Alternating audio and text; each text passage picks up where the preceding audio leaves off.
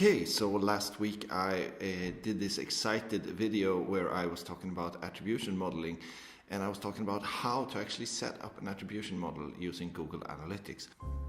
So I got this question from one of my friends who was like, so Jesper, yeah, that video was exciting and all, but what is attribution modeling? And I was like, what? And they was like, yeah. And I was like, what? And I'm like, yeah. Either way. So I thought that I would make a video where I would explain what attribution modeling really is all about.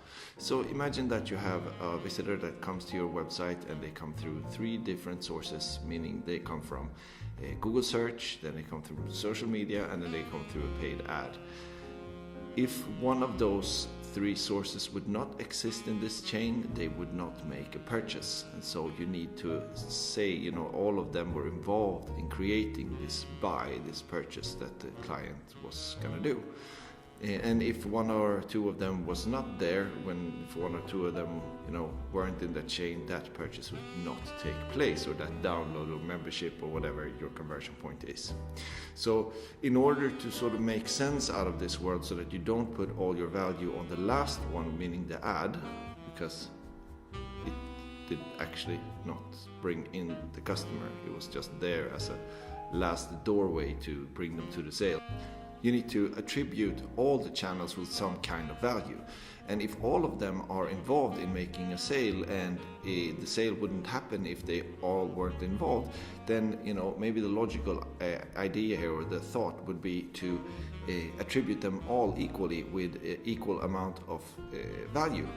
However, and here is the tricky point. This is where it starts to become really interesting, and where the modeling part of attribution modeling becomes interesting. Imagine that you have a friend, and your friend is telling you that you should really go into a store and you should have a look at their new sale in there. Once you get to the store, you meet a really nice person in the store, and that shows you all the new nice stuff in there. And then you decide to purchase one thing in that store. Who should get the credit for that purchase? And here is where the interesting thing, begins. As you can imagine, I'm sure. Of course, you can't attribute all the value to the last person, or to the product, or to the shelf, or to the salesperson in the store, because,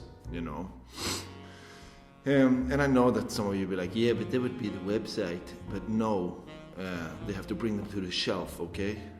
You get what I'm saying here. Either way, you have to attribute some value to both your friend and to the store clerk. Now, how much that value is really a matter of both what industry you're in and what product you're selling, and your opinions about those things, like how much it affects your specific group of customers. And so this is where the modeling becomes a very significant part of it, because you actually have to test this and have to check whether or not 1 or 2 of those things is actually possible. You have to check whether or not what works, what actually is meaningful for a customer to make a purchase within your sector.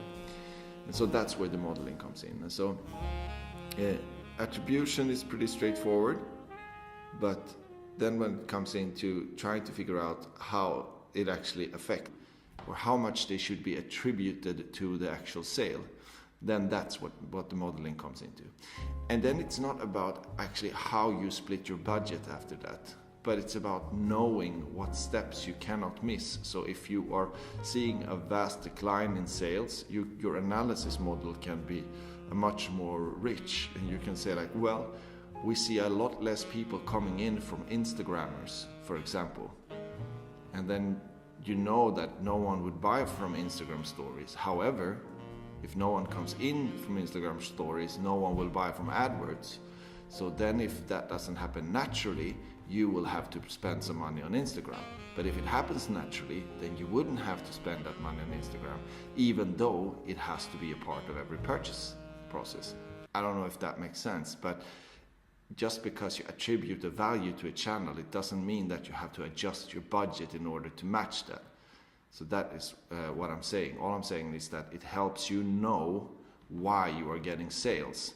And so it gives you a tool in which you can change the dynamics and change from where people are coming much better than if you don't know how different channels affect your purchases. Okay, that was what I was going to say. Bye.